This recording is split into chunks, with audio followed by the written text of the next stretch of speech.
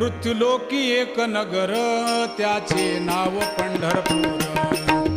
येथील मोकाशी उभा विटेवर पुंडलिक भक्तराज शोभे चंद्रभागातील.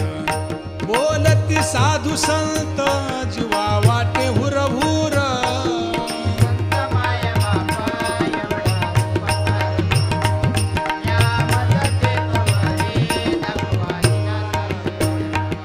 मज नाही हात पाय डोळा पडली झांपड.